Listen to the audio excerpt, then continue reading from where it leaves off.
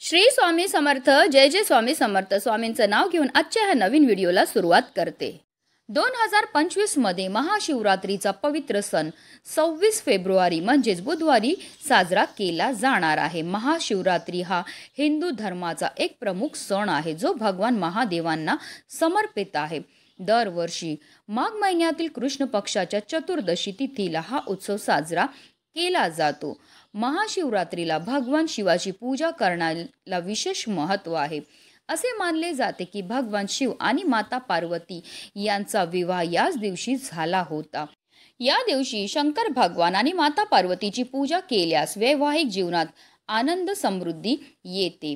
तसेच या दिवशी रुद्राभिषेक करून महामृत्युंजय मंत्राचा जप करून शिवलिंगावर जल अर्पण केल्याने तसेच बेलपत्र अर्पण केल्याने भगवान शंकराची कृपादृष्टी कायम आपल्या कुटुंबावर राहते. पौराणिक कथेनुसार माता पार्वतीने भगवान शिवाला पतीच्या रूपात मिळवण्यासाठी कठोर तपस्याने विशेष पूजा आराधना केली होती. या व्रताचे फळ म्हणून महाशिवरात्रीच्या दिवशी भगवान शिवाने माता पार्वतीशी विवाह केला होता. यामुळे महाशिवरात्रीचा दिवस अत्यंत महत्त्वाचा आणि पवित्र मानला जातो. महाशिवरात्री पूजेचा शुभ मुहूर्त 26 फेब्रुवारीच्या मध्यरात्री 12:09 ते 12:49 राहील. या दिवशी रात्रीच्या 4ही प्रहर पूजेसाठी विशेष महत्त्वाचे आहेत. तसेच महाशिवरात्रीचा पारण वेळ हा 27 फेब्रुवारी रोजी सकाळी 6:48 पासून 8:54 असणार आहे. या वेळीसच आपल्याला व्रताचं पारण हे करायचं आहे. धार्मिक दृष्ट्या हा दिवस अत्यंत महत्त्वाचा असल्याने या दिवशी काही प्रभावी उपाय आणि सेवा सुद्धा केल्या जातात. आणि म्हणूनच महाशिवरात्रीच्या दिवशी तुम्ही व्रत नाही केलं तरीही चालेल, पण अन्नपूर्णा देवीला अर्पण करा. फक्त ही वस्तू अर्पण केल्यामुळे आपल्या जीवनामध्ये असणारे जेवढे पण संकट आहेत, विघ्न आहेत, अडचणी आहेत तर दूर होणारच आहेत. पण आपल्या 7 पिढ्या धनधान्याची आपल्याला कमतरताही होणार नाही. आपल्या संपूर्ण कुटुंबाची भरभरून अशी प्रगती होणार आहे. अतिशय प्रभावी अशी ही सेवा आहे ज्याबद्दल सविस्तर आणि महत्त्वाची अशी माहिती मी तुम्हाला या व्हिडिओमध्ये देणार आहे. तर व्हिडिओ पूर्ण पहा आणि जर तुम्ही माझ्या चॅनलवर नवीन असतील तर चॅनलला सबस्क्राईब करा आणि शेजारी बेल आयकॉन सुद्धा प्रेस करा, जेणेकरून तुम्हाला माझ्या नवनवीन व्हिडिओचं नोटिफिकेशन हे मिळत राहील आणि तुम्ही एक पण व्हिडिओ मिस करणार नाही. कमेंटमध्ये हर हर महादेव लिहायला विसरू नका. महाशिवरात्रीच्या दिवशी आपल्याला सकाळी ब्रह्ममुहूर्तावर उठायचं आणि अंथरुणामध्येच आपल्याला 11 वेळा श्री शिवाय नमस्तोभ्यम किंवा पुरुष असतील तर ओम नमः शिवाय आणि स्त्रिया असतील तर नमः शिवाय या मंत्राचा 11 वेळा आपल्याला जप हा करायचा आणि दिवसाला सुरुवातही करायची. त्यानंतर आपल्याला स्नान करायचे. स्नान करताना आवर्जून आपल्याला आंघोळीच्या पाण्यामध्ये थोडेसे काळे तेल टाकून स्नान करायचे. त्यानंतर आपल्याला स्वच्छ वस्त्र हे परिधान करायचे आहेत. तुम्ही शक्य असेल तर पांढऱ्या रंगाचे वस्त्र हे परिधान करू शकता. त्यानंतर सर्वप्रथम आपल्याला देवघरामध्ये दिवा हा प्रज्वलित करून घ्यायचा आहे. कारण कोणतीही सेवा किंवा कोणताही उपाय जर आपण अग्नीच्या साक्षीने केला तर त्यामध्ये आपल्याला निश्चित सफलताही प्राप्त होत असते. तसेच आपल्याला सूर्यदेवांची सुद्धा पूजाही करून घ्यायची. सूर्यदेवांना जल अर्पण करायचं. जल अर्पण करताना आपल्याला ओम सूर्यदेवाय नमः, ओम आदित्याय नमः या मंत्राचा जप हा करायचा आणि त्यानंतर आपल्याला विधिवत देवपूजाही करून घ्यायची. जर तुम्ही व्रत करणार असतील तर व्रताचा संकल्प हा करायचा आहे. आता तुमच्या देवघरामध्ये शिवलिंग असेल तर तुम्ही शिवलिंगाला जलाभिषेक करू शकतात किंवा अगदी तुम्ही पंचामृताने सुद्धा अभिषेक हा करू शकतात. तसेच महादेवांच्या पूजेबरोबर माता पार्वतीच्या पूजेला सुद्धा विशेष महत्त्व हे दिलं जातं. महादेवांच्या शिवलिंगावर जलाभिषेक करून झाल्यानंतर त्यांना बेलाचं पत्र, त्याचबरोबर धोत्र्याचं फळ, धोत्र्याची फुलं, भस्म, धूप, दीप, अगरबत्ती दाखवून घ्यायची आहे.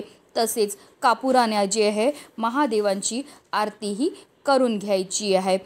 तसेच शिवचालिसाचं, शिवस्तोत्राचं पठणसुद्धा आपल्याला करायचं. जेवढा जास्त महामृत्युंजय मंत्राचा आपल्याला जप करता येईल तेवढा आपल्याला जप हा करायचा. अशा रीतीने आपल्याला विधिवत महादेवांची पूजा आणि सेवाही करून घ्यायची. त्यानंतर आपल्याकडनं झालेल्या कळत नकळत चुकांची आपल्याला क्षमायाचनाही करून घ्यायची आहे.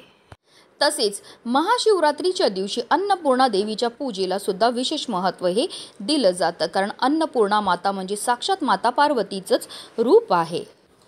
हिंदू धर्मात देवी अन्नपूर्णाला विशेष स्थान आहे. अन्नपूर्णा मातेची अन्नाची देवी म्हणून पूजा केली जाते. देवी अन्नपूर्णेच्या आशीर्वादाने कुटुंबातील सदस्यांना अन्न मिळतो. जो भक्त खऱ्या श्रद्धेने अन्नपूर्णा देवीची आराधना करतो त्याचं घर कायम धनधान्याने भरलेलं राहतं.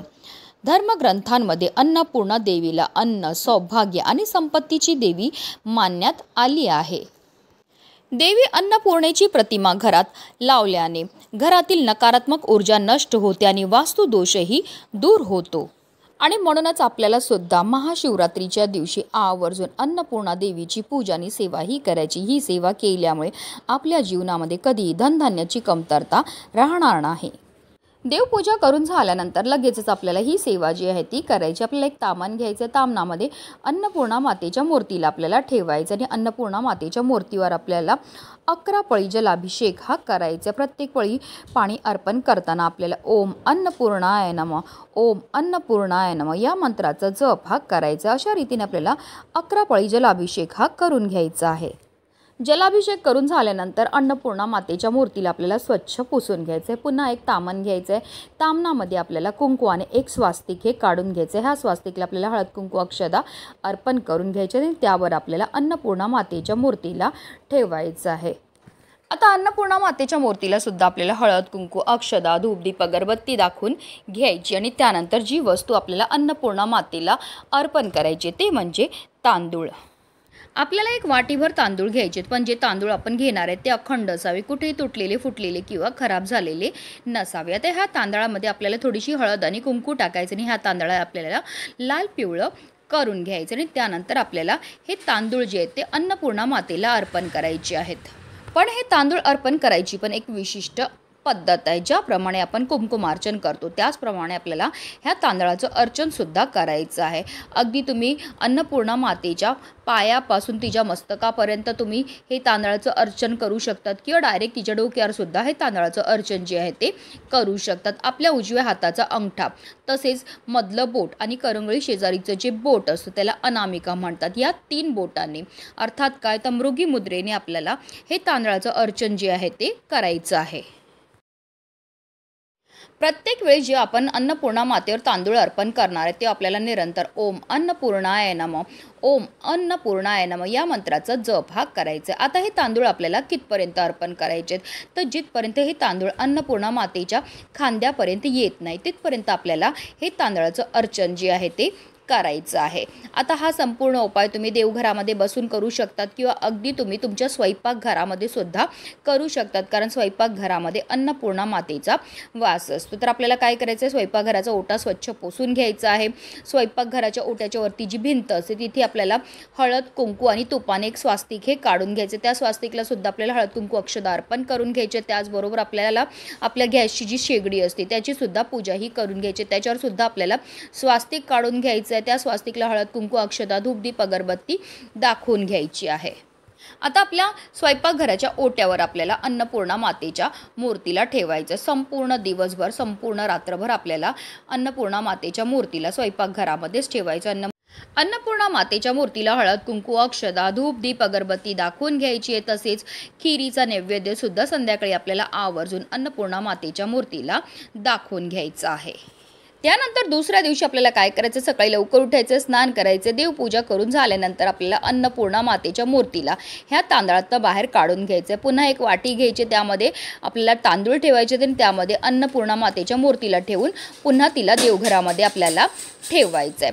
आता हे जे आपण लाल पिवळे केलेले तांदूळ आहेत ज्यामध्ये अन्नपूर्णा मातेच्या मूर्तीला संपूर्ण दिवसभर संपूर्ण रात्रभर ठेवलेले आहे, त्यामुळे ते जे तांदूळ आहेत ते अभिमंत्रित होतात. त्या अभिमंत्रित तांदळामधले आपल्याला 21 तांदळाचे दाणे जे आहेत ते मोजून घ्यायचे आहेत. एक लाल रंगाचा कपडा घ्यायचा आणि त्यामध्ये आपल्याला ह्या तांदळाला ठेवायचं आणि त्याची एक पोटली ही तयार करून घ्यायची. आता ही पोटली तुम्ही तुमच्या घरच्या तिजोरीमध्ये ठेवू शकतात किंवा अगदी तुम्ही पाकिटामध्ये सुद्धा ठेवू शकतात. अशी अभिमंत्रित केलेले तांदूळ आपल्याजवळ असल्यामुळे आपल्या घरामध्ये कधी धनधान्याची कमतरता होत नाही. आपल्या घरामध्ये धन येण्याचे अनेक मार्ग हे मोकळे होतात. आपल्या घरावर कायम अन्नपूर्णा मातेची कृपाही होत असते. त्याचबरोबर जे उरलेले तांदूळ आहेत ते आपल्याला एका डबीमध्ये भरून ठेवायचे. जेव्हा पण आपल्या घरामध्ये कोणतंही शुभ कार्य असेल, पूजा असेल, विवाह असेल, तर त्यामध्ये आपल्याला या तांदळाला वापरायचं आहे. असं केल्यामुळे आपल्यावर कायम अन्नपूर्णा मातेची कृपाही होत असते. अतिशय प्रभावी असा हा उपाय. महाशिवरात्रीच्या दिवशी जर आपण अन्नपूर्णा देवीची पूजा केली तर त्यामुळे आपल्या जीवनामध्ये असणारे सर्व दुःख, संकट, विघ्न, दोष, दारिद्र्य नष्ट होऊन आपल्या संपूर्ण कुटुंबाची भरभरून अशी प्रगती होणार आहे. म्हणूनच व्हिडिओ जास्तीत जास्त लोकांपर्यंत शेअर करा, जेणेकरून प्रत्येकाच्या आयुष्याचं कल्याण हो हीच मनामध्ये इच्छा. हर हर महादेव.